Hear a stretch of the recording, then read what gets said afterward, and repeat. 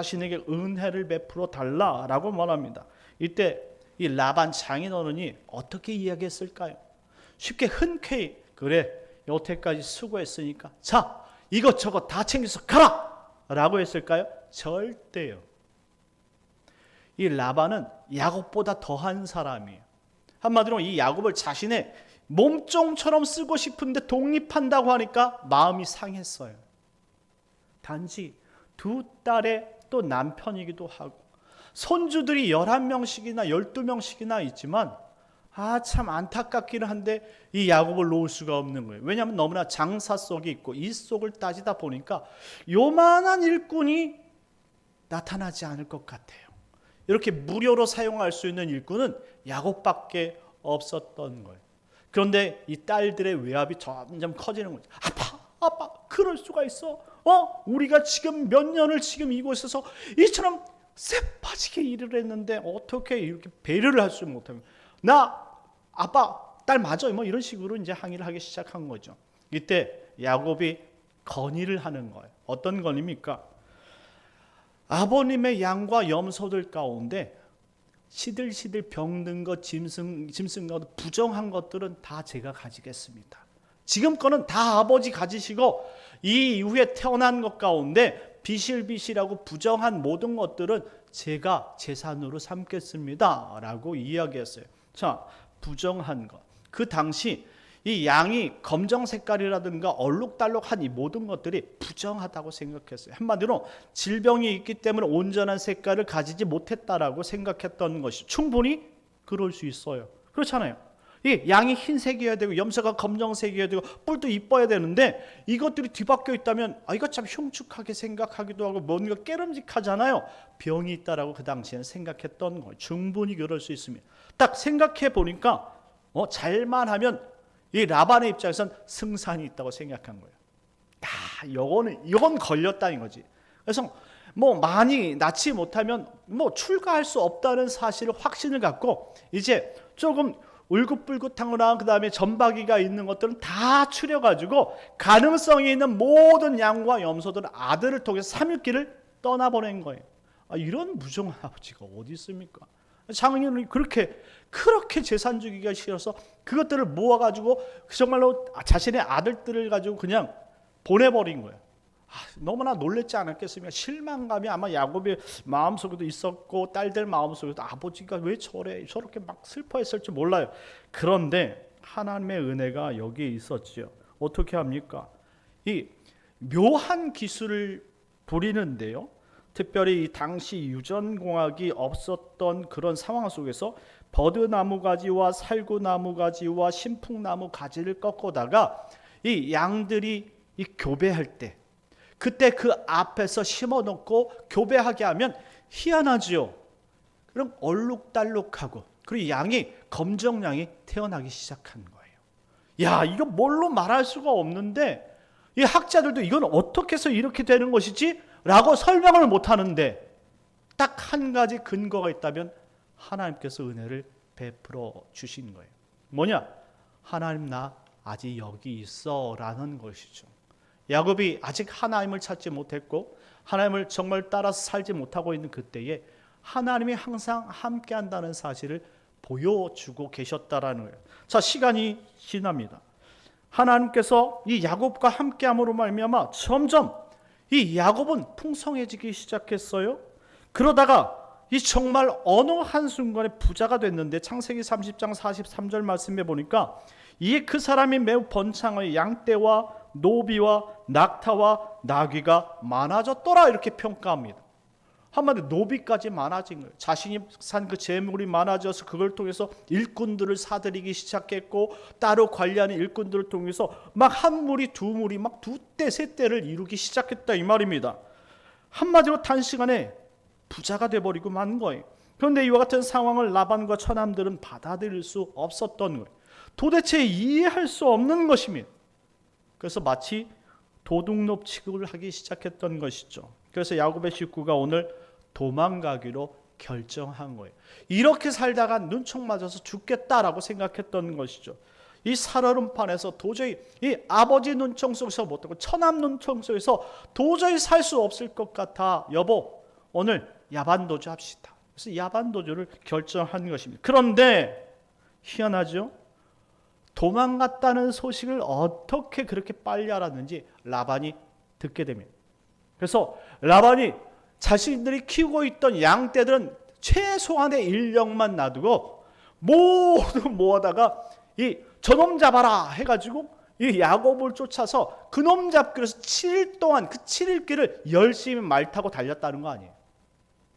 그놈만 잡으면 되는 거예요. 마치 사기를 치고 도망간 그 도둑놈 잡듯이 지금 라반 장인어른은 자신의 딸들과 그리고 조카들을 딸들과 이 손주들을 다 잡기 위해서 일망타진하기 위해서 7일길을 쉬지 않고 막 휘몰아 달렸다 이 말입니다.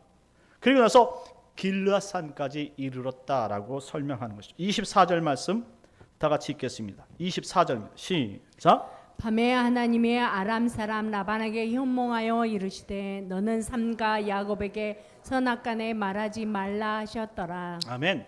이제 내일이면 다 잡아. 그러니 길르앗에서 딱 장막을 치고 잠시 쉬고 그리고 햇볕이 뜨면 그날 바로 일어나서 일망타진하자 이렇게 생각하고 있었던 거예요. 그런데 잠시 피곤을 피하기 위해서 누웠을 그 당시 하나님께서 이 꿈으로 현몽했다라고 표현하고 있어요. 그러면서 이렇게 말씀하는 거죠. 너는 삼가 야곱의 선악간에 말하지 말라 이렇게 말합니다. 이 선악간에 말하지 말라라는 표현이 어떤 말입니까? 그에게 잘잘못을 따지고 그를 다시 붙들려고 하지 말라 이런 표현이에요. 보내라 라는 뜻입니다. 아니 이게 어떻게 이와 같은 일꾼을 보낼 수 있습니까? 그리고 저 야곱이 가지고 있는 저 이 양떼와 이 염소떼들은 다 자기 거라는 거예요. 다 자기 거. 저놈이 속여가지고 지금 저렇게 색칠해가지고 도망가고 있는데 제가 이걸 가가지고 붙잡지 않으면 어떻게 하겠습니까? 이렇게 지금 너무나 답답하다는. 그런데 하나님을 경외하던 이 라반이 하나님의 말씀에 순종할 수밖에 없었던 거예요. 결국 라반은 하나님의 말씀에 아무것도 행할 수 없게 됩니다. 그리고 이른 아침 출발하여 야곱의 장막에 도착하게 되는 것이죠. 26절, 27절, 28절인데 다 같이 읽겠습니다. 시작. 라반이 야곱에게 이르되 내가 나를 속이고 내 딸들을 칼에 사로잡힌 자 같이 끌고 갔으니 어찌 이같이 하였느냐. 내가 즐거움과 노래와 북과 수금으로 너를 보냈겠거늘 어찌하여 내가 나를 속이고 가만히 도망하고 내게 알리지 아니하였으며 내가 내 손자들과 딸들에게 입맞추지 못하게 하였으니 내 행위가 참으로 어리석도다. 아멘. 아멘. 띄워주세요. 라반이 야곱에게 이르되 내가 나를 속이고 내 딸들을 칼에 사로잡힌 자같이 끌고 갔으니 어찌 이같이 하였느냐. 맞는 말입니까? 보내주지 않으니까 지금 이 야곱과 그의 아내들이 모여가지고 협의한 끝에 도망가자 한 것 아니겠어요? 야반도주는 괜히 하는 것이 아니에요. 눈이 맞으니까 입이 맞으니까 야반도주 한 거예요. 그런데 지금 라반은 뭐라고 얘기했냐면 네가 어찌 나를 속였느냐 이렇게 얘기하는 거예요.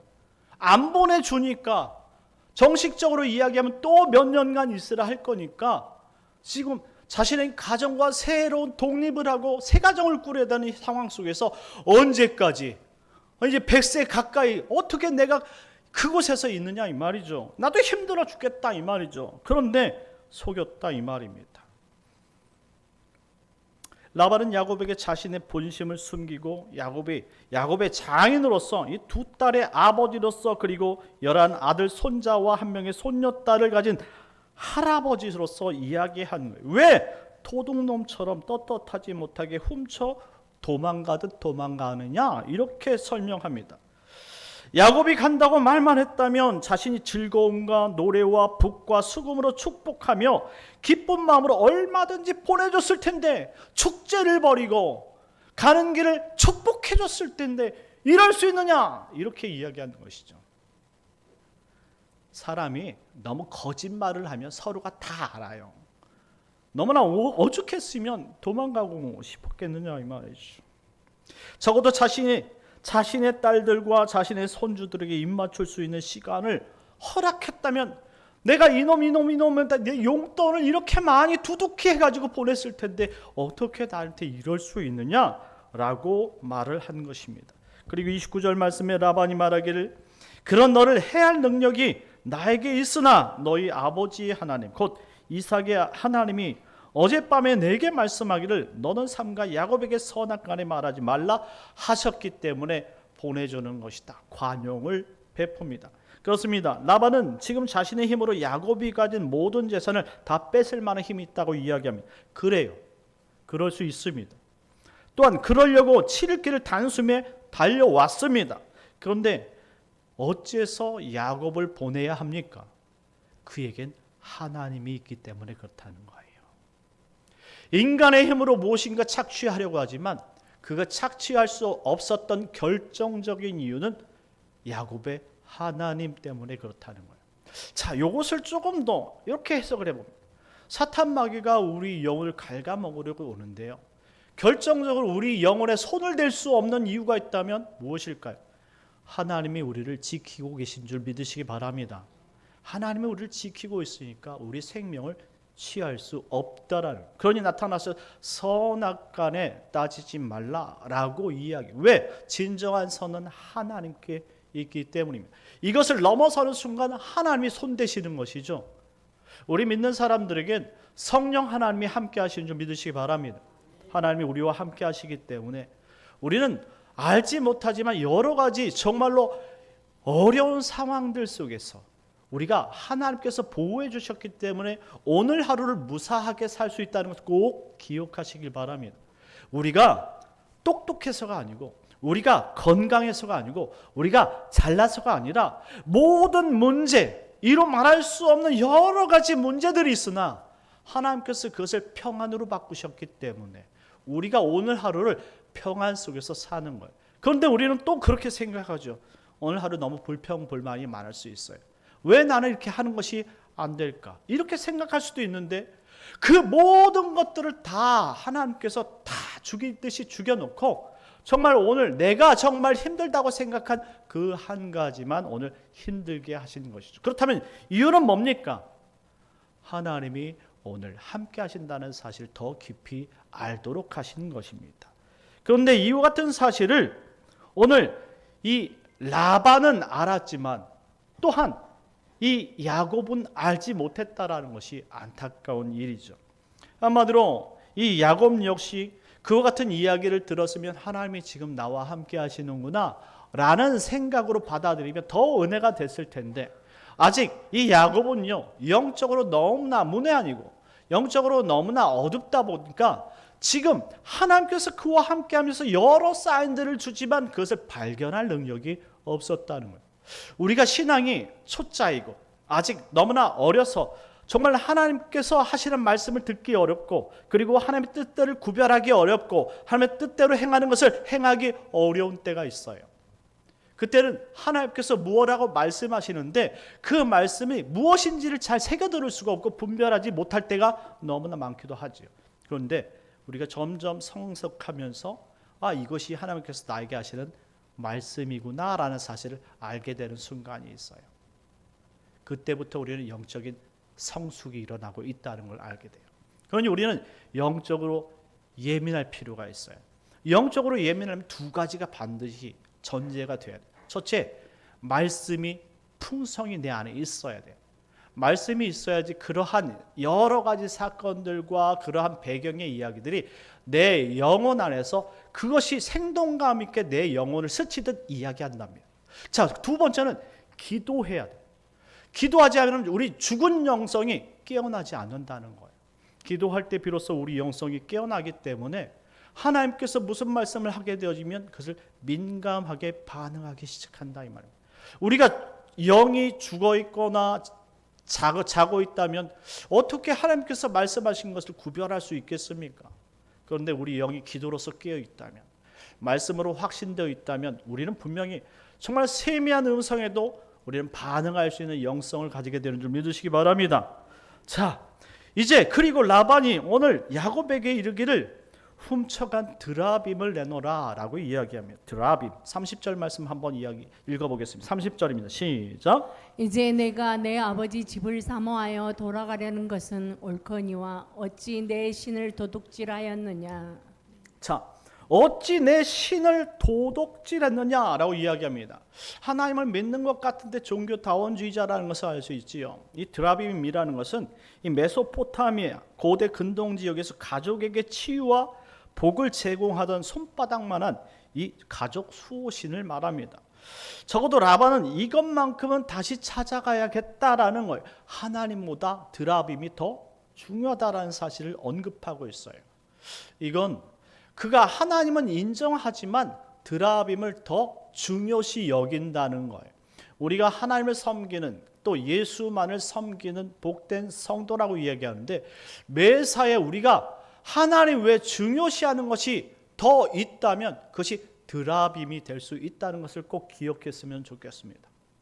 우리 안에는 오직 예수만이 있어야 되고 그의 말씀만이 존재해야 되는데 우리가 다른 믿는 구석 드라빔이 있으면 우리가 어려운 상황 속에서 하나님을 더 의존하는 것이 아니라 그것 의존한다는 이게 지금 드라빔으로 이야기. 이 드라빔을 찾았던 사람이 누굽니까? 라헬입니다. 라헬이 드라빔을 찾아서 훔쳐갔지요. 지금 그 누구도 알지 못하는 상황이에요. 지금 그의 남편이었던 야곱도 알지 못해서 이와 같은 이야기를 하는데요.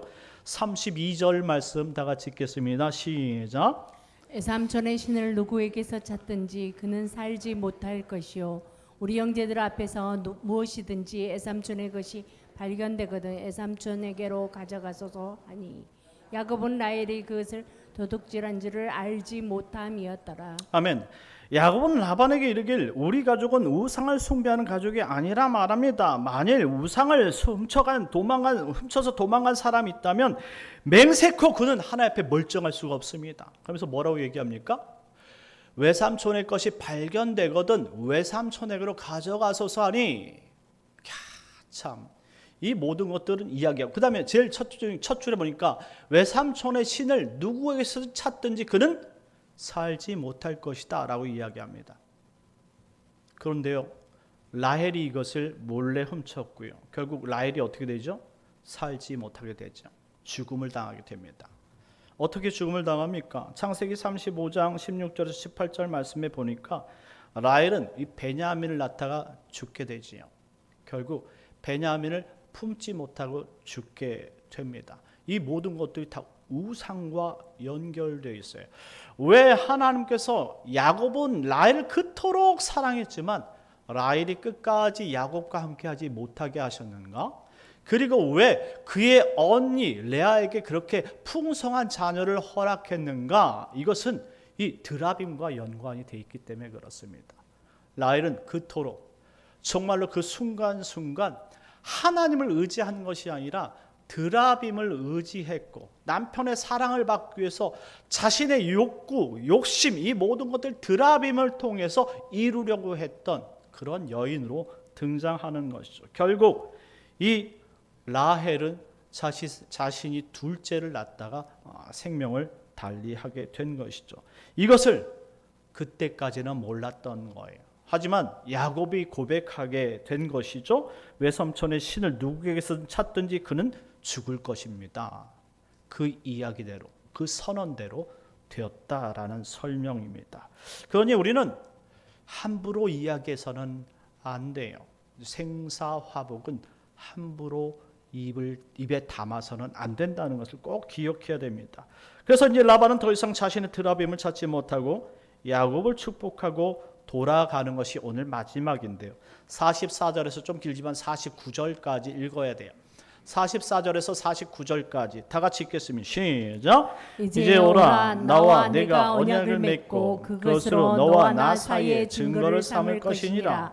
이에 야곱이 돌을 가져다가 기둥으로 세우고 또 그 형제들에게 돌을 모으라 하니 그들이 돌을 가져다가 무더기를 이루매 무리가 거기 무더기 곁에서 먹고 라반은 그것을 여갈 사하 두다라 불렀고 야곱은 그것을 갈르에시라 불렀으니 라반의 말에 오늘 이 무더기가 너와 나 사이의 증거가 된다 하였으므로 그 이름을 갈르에시라 불렀으며 또 미스바라 하였으니 이는 그의 말에 우리가 서로 떠나 있을 때에 여호와께서 나와 너 사이를 살피시옵소서 함이라. 아멘. 결국 하나님 라반과 야곱 사이 증거의 돌무더기를 쌓고 서로가 더 이상 해하지 않고 하나님이 우리 사이에서 중보자가 된다라는 사실 언약의 맹세를 하게 됩니다. 라반은 아람어로 여갈사두다라고 이야기하고 히브리어로 야곱은 갈르엣이라고 이야기를 합니다. 하나님이 우리의 증거가 된다, 증인이 된다. 그러니 하나님을 앞서지 말라, 하나님의 약속을 넘어서지 말라라고 이야기합니다. 그리고 두 사이는 이제 가는 것이죠. 사랑하는 성도 여러분, 하나님은 자신이 택한 백성들을 자신의 백성 삼기 위해 항상 세상과 중심 속에서 함께 하신다는 사실을 기억하시기 바랍니다. 하나님이 우리와 함께 하시기 때문에 야곱이 그와 같은 일을 했지만 비록 그 상황 속에서 항상 안전하게 항상 건짐을 받고 안전한 인생을 살았던 것은 하나님이 갈르엣처럼 항상 중심 속에 함께 지키고 있었기 때문이라는 거예요. 오늘 예수 그리스도께서 우리와 함께 하신다라는 사실을 우리가 믿으면 갈르엣처럼 항상 세상 속에서 나를 보호해 주시는 줄 믿으시기 바랍니다. 주님이 우리와 함께 하셔요. 그것을 수천 년 전에 야곱이 이 갈르엣을 통해서 깨닫게 된 것이죠. 물론 지금 이 당신은 자신의 필요에 따라서 갈르엣을 세웠지만 그가 야복강에서 하나님을 만나는 순간 그는 변하게 된다 이 말입니다. 우리가 주님을 만난 후부터 이 말씀이 우리에게 큰 능력이 되는 거예요.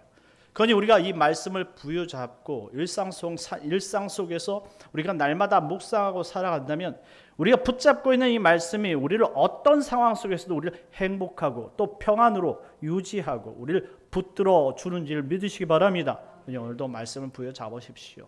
그리고 기도하십시오. 그러면 분명히 살아계신 하나님께서 모든 능력을 통틀어서 우리의 부족함을 다스려 주시고 평탄케 하시고 채워주시고 넉넉게 만들어서 우리를 하나님께서 원하신 바 성숙의 자리로 이끌어갈 줄 믿습니다. 여러분들 기도하여 승리하는 여러분 되시길 예수님의 이름으로 축원합니다. 우리 다 같이 기도합시다. 기도하실 때에 하나님, 오늘 우리에게 예수 그리스도 살아계신 하나님의 말씀을 부여잡고 하나님 세상 속에서 믿음으로 살아서 결코 포기하지 않고 하나님의 뜻대로 살아갈 수 있는 성숙한 그리스도인 되게 하여 주옵소서. 나머지 3일도 믿음으로 살게 하여 주옵소서. 주여 한번 외치고 기도하겠습니다. 주여 하나님 아버지 은혜를 내려주시니 감사합니다.